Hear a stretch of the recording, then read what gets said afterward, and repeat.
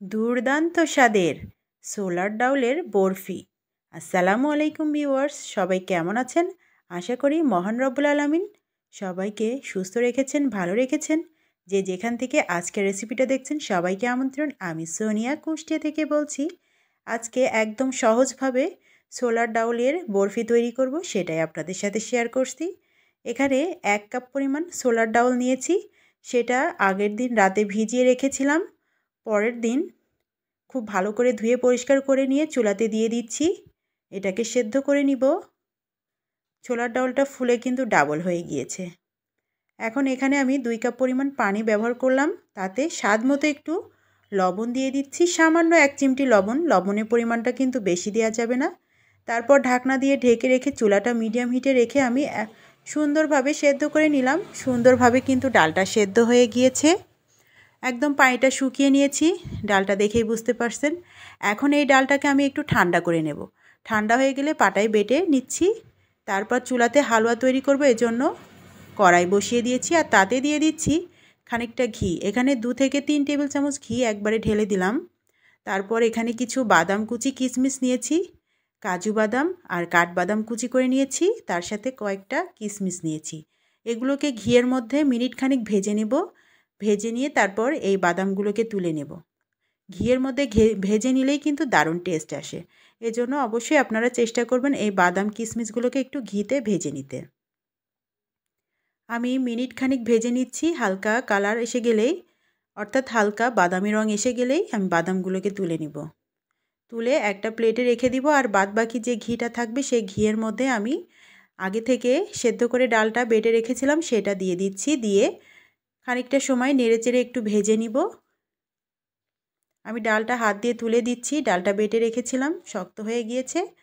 এখন এটা আমি মিনিট 2 মতো ভেজে নিব। ঘিয়ের মধ্যে মিনিট 2 মতো ভেজে নিচ্ছি। ভাজা হয়ে গেলে তারপর এখানে আগে থেকে জাল করে রাখা, ঘন করে রাখা গরুর দুধটা দিয়ে দিব।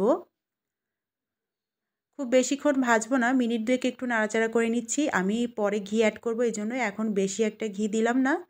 তো যাই হোক, খানিকক্ষণ নাড়াচাড়া করেছি। এবার আগে থেকে জাল করে রাখা 1 লিটার দুধকে আমি ঘন করে 1/2 লিটার করে রেখেছিলাম, সেই দুধটা এখানে দিয়ে দিয়েছি। এখানে কিন্তু অনেকটা মালাই যুক্ত ছিল, সবই একসাথে দিয়ে দিলাম। এতে টেস্টটা দারুণ আসবে। এখানে আমি না কনডেন্স মিল্ক না গুঁড়ো দুধ কোনোটাই ব্যবহার করিনি, শুধুমাত্র গরুর দুধটাই ঘন করে জাল করে রাখা সেটা ব্যবহার করেছি। এতে দারুণ টেস্ট আসবে, এজন্য অল্প খরচেই কিন্তু এটা হয়ে যাবে। আর আপনারা যদি গরুর দুধটা হাতের কাছে না পান, সেক্ষেত্রে গুঁড়া দুধটা ব্যবহার করতে পারেন বা কনডেন্স মিল্ক যেটাই হোক ব্যবহার করতে পারেন।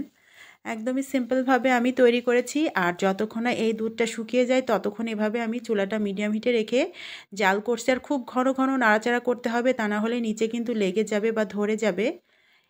বেশ খানিকটা দুধটা শুকিয়ে এলে এই পর্যায়ে এখানে অ্যাড করছি চিনি। চিনি পরিমাণটা 1/2 কাপ দিয়েছি। অবশ্যই আপনারা মিষ্টিটা কমিয়ে বা বাড়িয়ে দিতে পারেন। চিনির পানিটা গলে গেলে আবার একটু চুলাটা মিডিয়াম হিটে রেখে ঘন ঘন নাড়াচাড়া করে চিনির পানিটা শুকিয়ে নিতে হবে। আমি একটু সময় ধরে এটাকে চিনি পানিটা শুকিয়ে নিয়েছি। এখানে আমার কাছে লবণটা একটু কম মনে হয়েছিল, সামান্য একটু লবণ অ্যাড করলাম। আর এখানে কালারটা সুন্দর আসার জন্য আরেকটা উপাদান দিয়ে দিচ্ছি। সামান্য একটু দুধের মধ্যে একটু জাফরান রং মিশিয়ে নিয়েছিলাম, সেটা দিয়ে দিলাম। এতে বরফির কালারটা কিন্তু সুন্দর আসবে। তো যাই হোক, এভাবে নেড়েচেড়ে আমি চিনির পানিটা যতক্ষণ না শুকিয়ে যায় ততক্ষণ এভাবে নাড়াচাড়া করব। আর এটা কিন্তু নিচে ধরে যেতে পারে, এজন্য অনবরত নাড়তেই থাকতে হবে। তো এভাবে আমি যতক্ষণ না শুকিয়ে যায় ততক্ষণ এভাবে রান্না করে নিচ্ছি। প্রায় 8 থেকে 10 মিনিট এভাবে রান্না করে নিলাম। বেশ ঘন হয়ে এসেছে। আর এ পর্যায়ে এখানে আমি ভেজে রাখা বাদাম কিশমিশ আছে, সেখান থেকে কিছুটা এখানে ব্যবহার করব। আর বাদ বাকিটা আমি উপরে গার্নিশ করার জন্য রেখে দিব। তো আপনারা পুরাটাই চাইলে দিয়ে দিতে পারেন বা গার্নিশ করার সময় দিতে পারেন।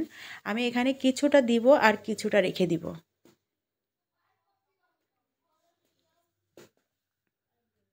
কিছুটা বাদাম কুচি দিয়ে দিলাম। দিয়ে একদম শুকনা শুকনা করে আমি নাড়াচাড়া করে বরফিটা তৈরি করে নিচ্ছি। যতক্ষণ না কড়াই থেকে একদম তেল তেলেভাবে উঠে আসে ততক্ষণ এভাবে নাড়াচাড়া করব। আর এই পর্যায়ে এখানে ঘি অ্যাড করব। এই শেষ পর্যায়ে ঘিটা অ্যাড করলে ঘিয়ের ফ্লেভারটা দারুণ আসে। এখানে আমি আরও 2 টেবিল চামচ পরিমাণ ঘি দিয়ে দিচ্ছি। দিয়ে আর 4 থেকে 5 মিনিট নাড়াচাড়া করলে একদমই ভাজা ভাজা হয়ে যাবে হালুয়াটা। তখন কড়াই থেকে নামিয়ে নিতে হবে। তো যাই হোক ঘিটা দিয়ে এবার আমি নাড়াচাড়া করে নিচ্ছি। আর এটা কিন্তু আমি বাড়িতে খাঁটি গাওয়া ঘি তৈরি করি, যেহেতু আমার ছোট ছেলে প্রতিদিন দুধ খায়, আমার দুধ থাকে, সেই দুধ থেকে আমি যে সরটা তুলি সেটা থেকে বাড়িতেই আমি ঘি তৈরি করি। খুবই টেস্ট আসে এই ঘিটা, অল্প একটু দিলে দারুণ ঘ্রাণ ছড়ায়। তো যাই হোক একদম শুকনো হওয়া পর্যন্ত আমি এভাবে নাড়াচাড়া করছি। চুলাটা এ পর্যায়ে একদম মিডিয়াম টু লো হিটে রাখতে হবে, তা না হলে কিন্তু একদম নিচে পুড়ে যেতে পারে। আমার কড়াইয়ের সাইডটা একটু লেগে লেগে যাচ্ছে, এজন্য খুব সাবধানে আমি কড়াইটা একদম লো হিটে করে দিয়েছি চুলা। তারপর শুকনা শুকনা করে নামিয়ে নিলাম। আর যে প্লেটে এবার আমি বরফিটা সেট করব, সেই প্লেটে প্রথমে একটু ঘি ব্রাশ করে নিচ্ছি বা হাত দিয়ে মেখে নিচ্ছি। এবার হালুয়াটা দিয়ে সুন্দরভাবে হাত দিয়ে চেপে চেপে সুন্দর শেপ দিয়ে গোল করে এক সমান করে নিব। খুব বেশি গরম হলে আপনারা অবশ্যই স্প্যাচুলা দিয়ে এটা করতে পারেন, বা খুন্তি দিয়ে বা চামচ দিয়ে, যেটাই হোক। তো আমি সুন্দর করে সেট করে গোল করে নিলাম। এটাকে ঠান্ডা হওয়ার অপেক্ষায় রেখে দিলাম। ঠান্ডা হয়ে গেলে তারপর এটাকে চাকু দিয়ে কেটে বিভিন্ন শেপ দিয়ে তৈরি করে নিতে হবে। তো এটা হচ্ছে আমার ছেলের খুবই পছন্দের, বিশেষ করে আমার বড় ছেলে ছোলার ডাউলের হালুয়া তো খুবই পছন্দ করে।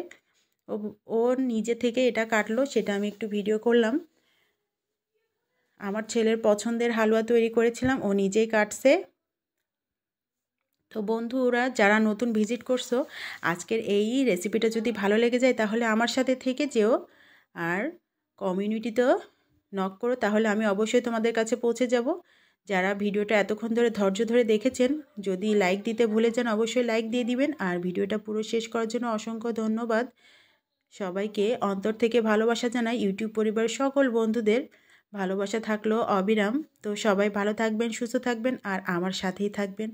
আমার বরফিগুলো কাটা হয়ে গিয়েছে, এখন উপরে আমি সুন্দর করে কিশমিশগুলো সাজিয়ে দিয়েছি, আর ঘিয়ে ভেজে রাখা বাদামগুলো উপরে একটু ছড়িয়ে দিচ্ছি। তো পারফেক্ট হয়েছে। ঠান্ডা হয়ে যাওয়ার পর বরফিগুলো এত সুন্দর হয়েছে কি বলবো। তো সবাইকে অসংখ্য অসংখ্য ধন্যবাদ। ভালো থাকবেন। আল্লাহ হাফেজ।